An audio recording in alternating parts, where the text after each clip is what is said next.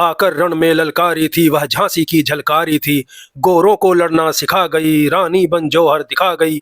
है इतिहास में झलक रही, वह भारत की सन्नारी थी।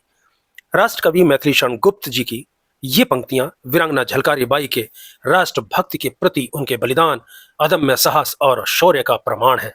किंतु फिर भी वीरांगना झलकारी बाई को इतिहास के पन्नों में वो स्थान नहीं मिला जिसकी वो हकदार थीं।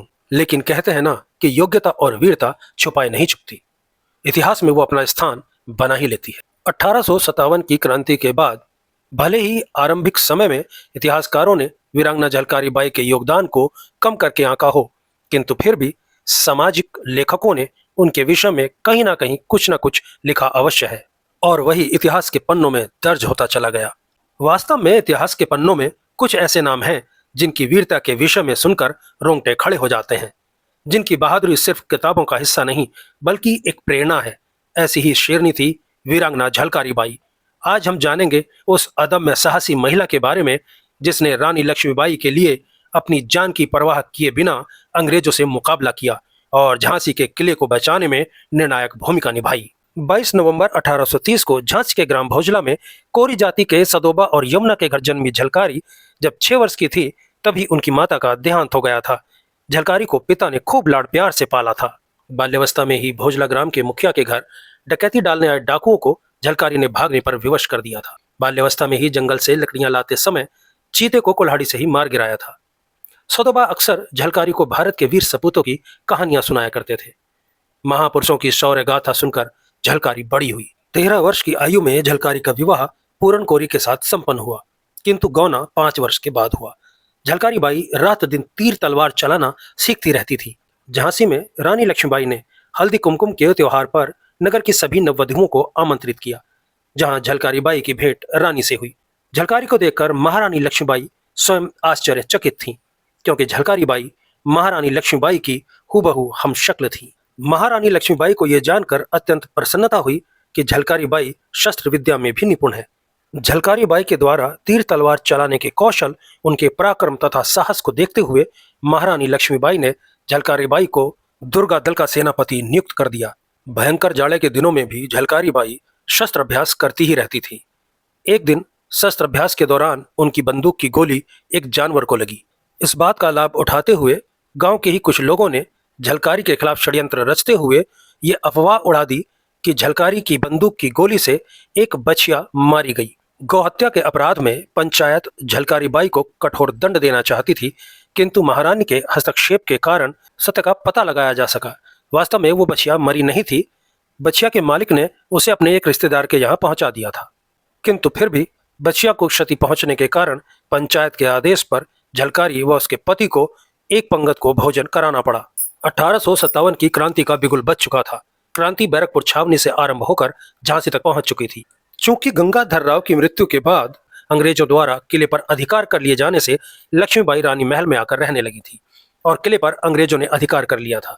क्रांतिकारियों ने किले पर आक्रमण कर किले को अंग्रेजों से मुक्त करा लिया था और महारानी को सौंप दिया। रानी अपने सभी सेना नायकों के साथ किले में आ गई और सैन्य संगठन करने लगी, क्योंकि वो जानती थी कि अंग्रेज शांत नहीं बैठेंगे, वो पुनः झांसी पर आक्रमण करेंगे। महारानी का सोचना सही साबित हुआ। मार्च 1858 में जनरल ह्यूरोज ने अपने लाव लश्कर के साथ झांसी पर आक्रमण कर दिया। कई दिनों तक भयानक युद्ध होता रहा, लेकिन ह्यूरोज की विशाल सेना झांसी का बाल बांका भी न कर सकी। इस युद्ध का परिणाम शायद कुछ और होता यदि दुल्हाजू और पीर अली ने जाकर अंग्रेजों से हाथ न मिला लिया होता। दुल्हाजू ने किले का दक्षिणी द्वार अंग्रेजों के लिए खोल दिया था। अंग्रेजी सेना अब किले के अंदर आकर न केवल युद्ध कर रही थी बल्कि बस्तियों को जला रही थी।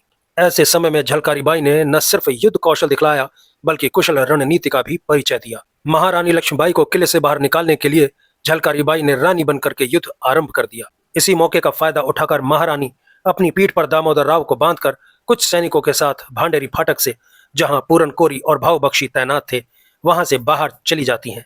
अब युद्ध करते करते दोपहर हो चुकी थी। झलकारी बाई रणचंडी बनकर युद्ध कर रही थी। पूरन भी बहुत बहादुरी से युद्ध करता हुआ वीर गति को प्राप्त हुआ। पति के शव को देखकर झलकारी ने उफ तक न की कि कहीं किसी को आभास न हो जाए कि वो रानी नहीं झलकारी बाई है। युद्ध के मैदान में रानी का वेश धारण किए हुए झलकारी बाई को जब ह्यूरोज ने देखा तो दंग रह गया, किंतु दुल्हाजू के द्वारा जब झलकारी बाई की पहचान कर ली जाती है और वो बताता है कि जनाब, ये महारानी लक्ष्मीबाई नहीं बल्कि झलकारी बाई है। दुल्हाजू की ये बात सुनकर स्टुअर्ट ने कहा, सी इज मैड। तब हीरोज भी झलकारी बाई की बहादुरी तथा बुद्धिमानी से प्रभावित हुए बिना न रह सका। हीरोज ने झलकारी बाई की प्रशंसा करते हुए कहा, no Stuart, if 1% of Indian women became so mad as this girl is, we will have to leave all that we have in this country. General heroes ने अपने सैनिकों को झलकारी बाई को जीवित पकड़ने का आदेश दिया तो उसकी बात सुनकर झलकारी बाई मुस्कुराने लगी। उसकी मुस्कुराहट को देखकर सभी दंग रह गए। झलकारी बाई कब किसी के हाथ आने वाली थी। झलकारी बाई को पकड़ने के लिए जो भी अंग्रेज सिपाही आगे बढ़ता, झलकारी बाई उसे मृत्यु के देवता के चरणों की भेंट चढ़ा देती। अंग्रेजी सेना में हाहाकार मच गया। तब अंग्रेजों ने झलकारी बाई पर चारों ओर से एक साथ गोलियां चलाई, जिससे झलकारी बाई पृथ्वी की गोद में लेट गई। अंग्रेजी सेना में झलकारी बाई का भय किस तरह व्याप्त था, इसका अंदाजा इसी बात से लगाया जा सकता है कि कोई भी अंग्रेज सिपाही पृथ्वी की गोद में लेटी झलकारी बाई के समीप जाने की हिम्मत भी नहीं जुटा पा रहा था। राष्ट्र के प्रति झलकारी बाई के शौर्य, समर्पण तथा बलिदान को सदैव युग युगांतर तक याद किया जाएगा। तो दोस्तों, झलकारी बाई की कहानी हमें ये सिखाती है कि वीरता किसी जाति धर्म की मोहताज नहीं बल्कि साहस और संकल्प की उपज है। आपको वीडियो कैसा लगा हमें कमेंट करके जरूर बताएं। यदि आपको ये वीडियो अच्छा लगा हो तो इसे लाइक करें, शेयर करें और साथ ही चैनल को सब्सक्राइब करना ना भूलें। तो अगले वीडियो में फिर होगी मुलाकात। तब तक के लिए नमस्कार। आप सभी अपना ध्यान रखें, खुश रहें, प्रसन्न रहें। जय हिंद, जय भारत।